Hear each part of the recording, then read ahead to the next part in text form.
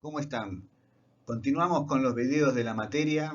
Estamos terminando la quinta unidad de nuestro programa. Recordemos que la quinta unidad aborda el periodo del bronce tardío o bronce reciente. Y en esta última clase de esta unidad vamos a profundizar en una serie de conflictos sociales que se desarrollan en Egipto y en el Levante durante esta época. En este video en particular vamos a trabajar sobre todo el Levante.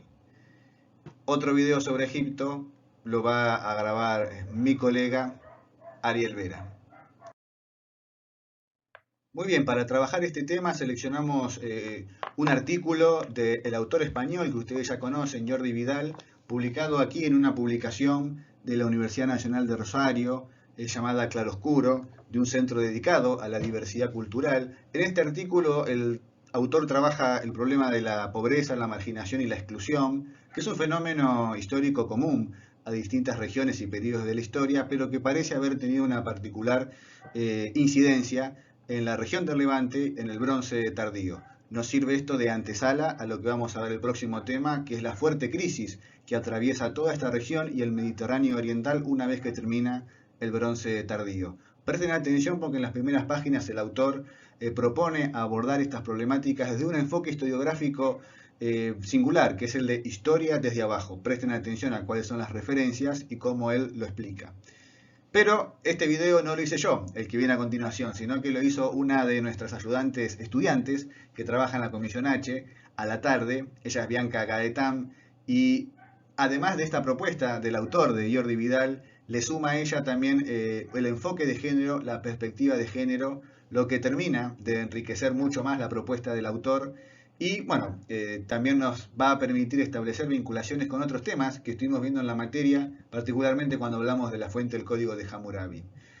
Es menester aclarar aquí que los contenidos que vemos en la comisión D a la noche no son exactamente los mismos de la comisión H, pues la historia siempre se puede contar de distinta manera y al haber distintos ayudantes, también cada uno aporta desde lo suyo, lo cual, repito, termina enriqueciendo. Así que bueno, los dejo ahora con Bianca. Atención, puede ser que en algún momento haga referencia a alguna cuestión que quizás no hayamos visto de manera directa en la comisión D. Sin embargo, me parece que se entiende perfectamente cuál es su análisis del texto y su planteo particular. Bueno, el texto aborda el tema de la pobreza, ¿no? Y habla dos tipos de pobreza, la pobreza estructural y la pobreza coyuntural, ¿no? Bueno, esto implica que hay una pobreza que está arraigada en la estructura, ¿no? Esto tiene que ver con, si cursaron introducción a la historia, cuando se habla de los tiempos de Brodel y de la estructura, la coyuntura y el acontecimiento, ¿no? Como un tiempo largo, un tiempo medio y un tiempo corto. Bueno, en el caso de la estructura estamos hablando claramente de un tiempo largo, de una estructura de larga duración, y cuando hablamos de una coyuntura estamos hablando de un tiempo medio, de un contexto particular, ¿no?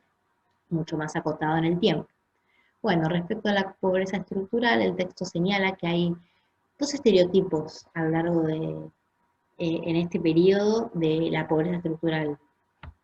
Y en toda la antigüedad vamos a ver que este estereotipo va a continuar. El estereotipo de las viudas y los huérfanos, ¿no? Como los pobres por excelencia. Este, bueno, entonces el texto se plantea, bueno, hasta qué punto esto es verídico o si no es no más que un estereotipo, ¿no? Que exagera la situación. Pero bueno, eh, finalmente va a concluir que efectivamente las viudas y los huérfanos son uno de las personas más marginadas, ¿no? de esta sociedad y van a ser justamente los pobres estructurales, es decir, pobres que en todo el devenir histórico, en toda esta estructura, van a ser justamente eh, marginados, van a vivir en el hambre, en la indigencia y en la pobreza, ¿no? Y después también señala lo que es la pobreza coyuntural, que como les decía es, bueno, acá agregué la cuestión de la sociedad patriarcal, ¿no? Para poder establecer puntos en común respecto al texto, al otro texto, ¿no?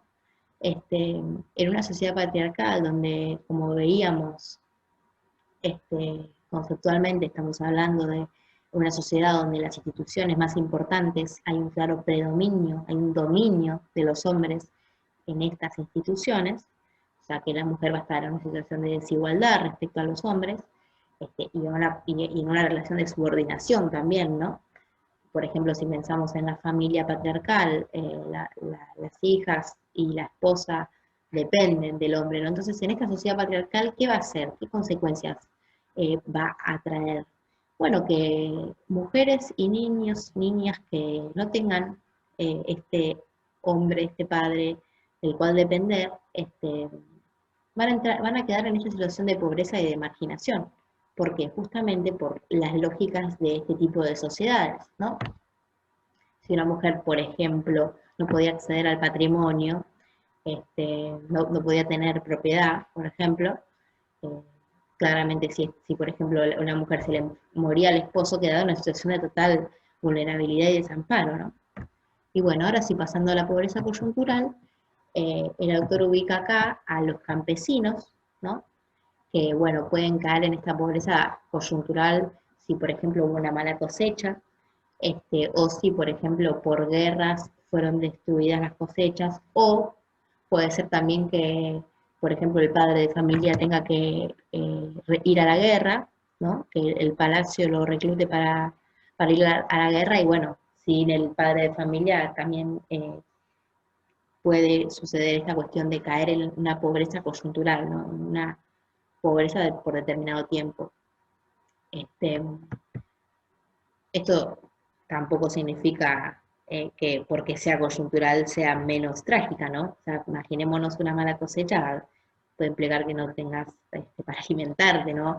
Entonces, estamos hablando de, bueno, los sectores más vulnerables de la sociedad, ¿no? Y él ubica viudas, o sea, mujeres que no tienen a ese hombre del cual depender que y que en esta sociedad patriarcal, ¿no? Donde el hombre predomina y es el, el que manda en las familias, en las instituciones, no tener esa relación, no perder a tu marido significaba este tipo de situaciones, ¿no? Caer en una pobreza fatal y, bueno, ni hablar de los huérfanos, ¿no?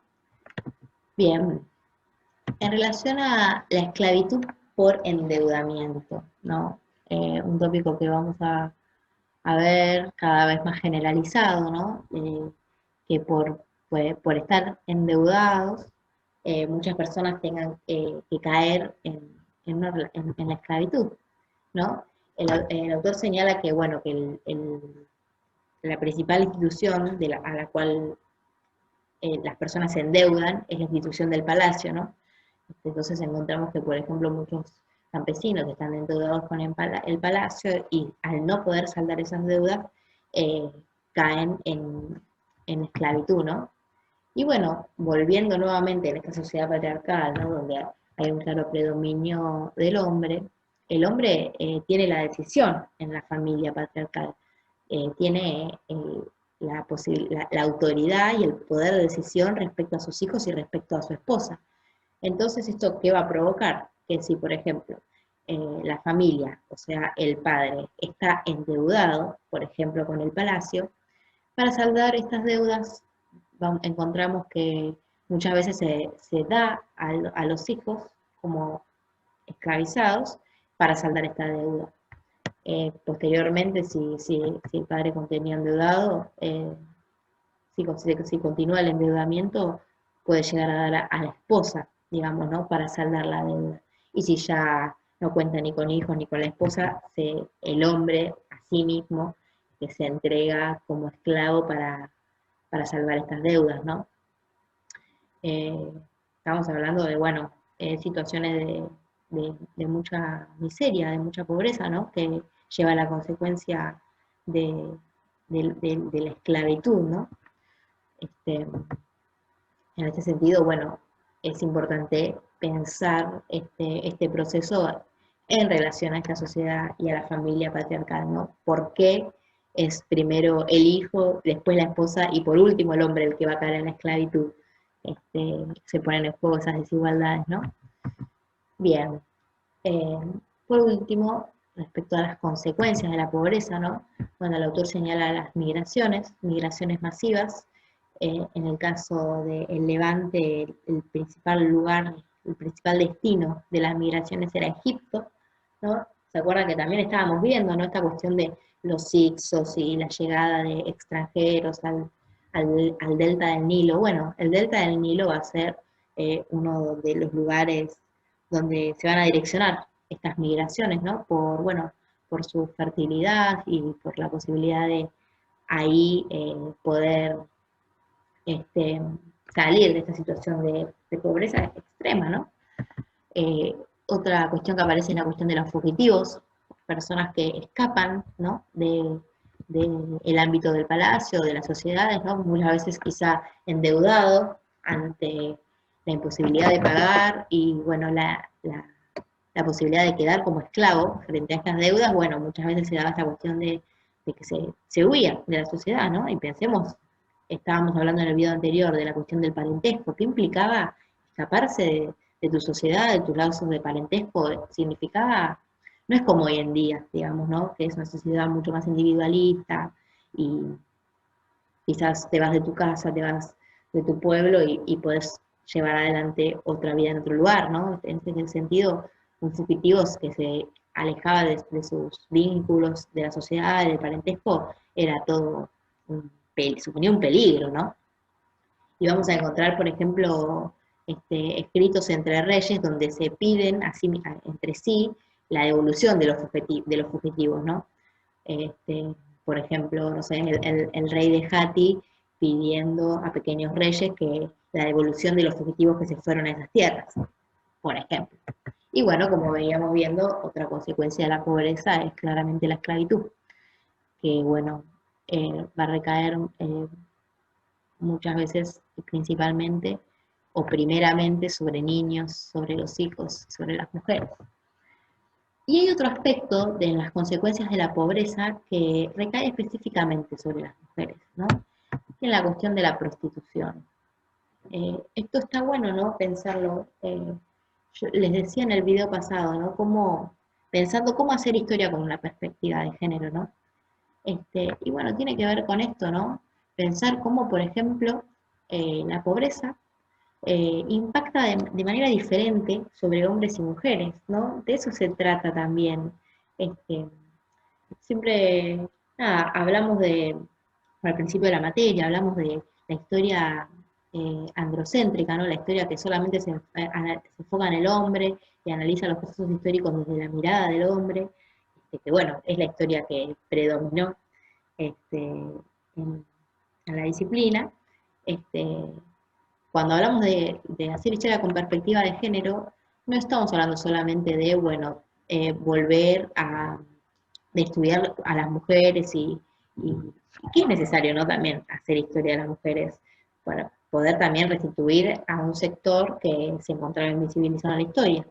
Pero no solamente eso, sino que tiene que ver también en pensar los procesos históricos, cómo impactan de manera diferenciada según las desigualdades de género, ¿no? Entonces, ¿qué encontramos? Que, por ejemplo, las mujeres en esta sociedad patriarcal, al ser dependientes del hombre, ya sea su padre, ya sea su esposo, este, por ejemplo, cuando queda viuda o, por ejemplo, cuando estamos en situaciones cuando están en situaciones de pobreza, ¿no? Y la consecuencia puede ser, por ejemplo, la esclavitud, este, bueno, se pone en juego también la prostitución, ¿no? Y esto es algo que recae específicamente sobre las mujeres. En este sentido, bueno, para concluir, bueno, el texto señala claramente los altos niveles de pobreza que encontramos en este periodo. Este, Visto desde una perspectiva de género, la pobreza pesaba más sobre las mujeres y los niños que sobre los hombres, siendo la viuda y el huérfano los estereotipos principales, ¿no? de los pobres. En este sentido es que está bueno pensar, ¿no? Bueno, pensemos cómo un proceso histórico sí, un proceso histórico, un hecho histórico, impacta de manera diferente eh, en hombres y mujeres, y por qué no en adultos y niños. Me parece que es en ese sentido que está bueno pensar, ¿no? una historia con una perspectiva de género. Por ejemplo, la prostitución era una consecuencia de la pobreza que recaía sobre las mujeres, específicamente, ¿no? El hombre que quizá era pobre terminaba siendo esclavo, pero no estaba cruzado esto con la prostitución. Bueno, muy bien. La cortamos así un poco bruscamente a Bianca porque después se ponía a hacer comparaciones con otros autores que ustedes no leyeron y autoras. Pero bueno, esto fue el video sobre el texto de Jordi Vidal, con el cual tratamos de cerrar esta unidad número 5, repetimos, dedicada al bronce tardío, esta última semana dedicada a los conflictos sociales.